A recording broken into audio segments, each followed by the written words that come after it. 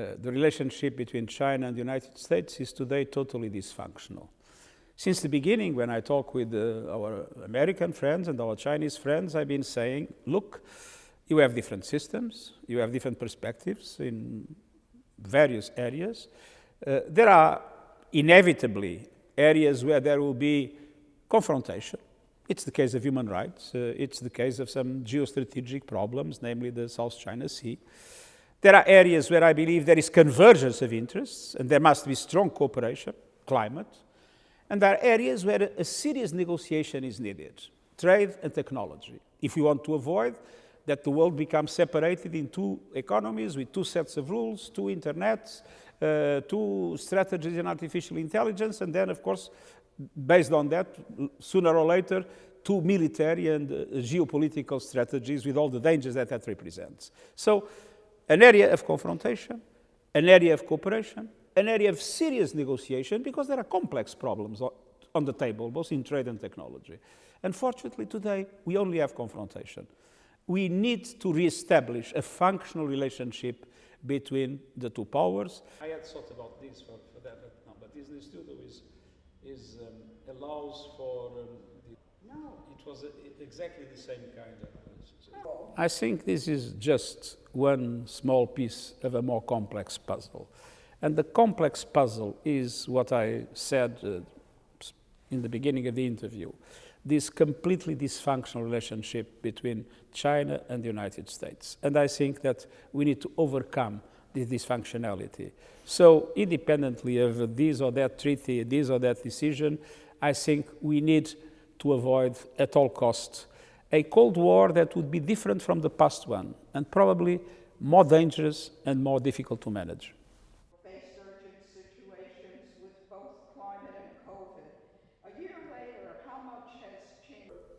The Cold War created clear rules, and there was a conscience of the problem and of the risks, namely the risk of nuclear destruction. And that allowed to create a number of mechanisms. There were back channels always working. There were several forms to guarantee that things would not get out of control. Now, today, everything is more fluid, and even the experience that existed in the past to manage crises is no longer there. It's so beautiful, you know.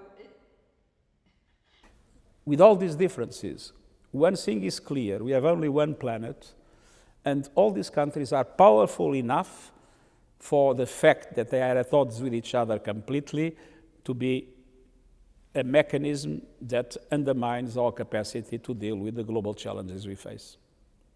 We need a very solid cooperation between the US and the UN, and it's a great pleasure to be with you. Thank you very much. Thank you very much. Thank you very much. I have to say the United Nations has tremendous potential.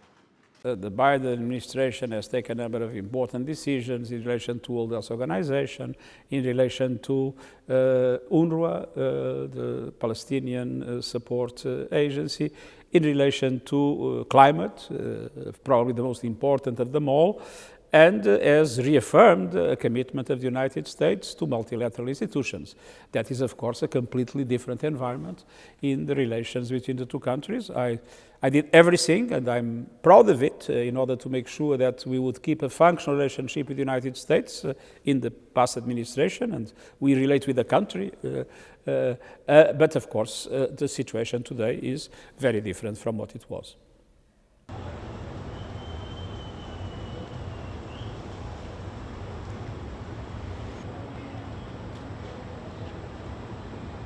And sometimes there are false expectations about what the UN can do. We had many countries that had hundreds of thousands of soldiers in Afghanistan, that spent trillions of dollars and other currencies in Afghanistan, and that were not able to solve the problems of Afghanistan as we know.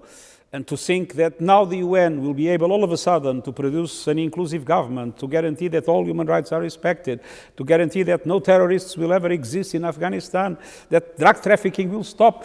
I mean, this is a fantasy. I mean, the UN has limited capacity and limited leverage. But the UN can play an important role, and we are playing it. I believe it is our duty to lead the process of humanitarian support to the Afghan people. Thank you. All the best. Bye-bye.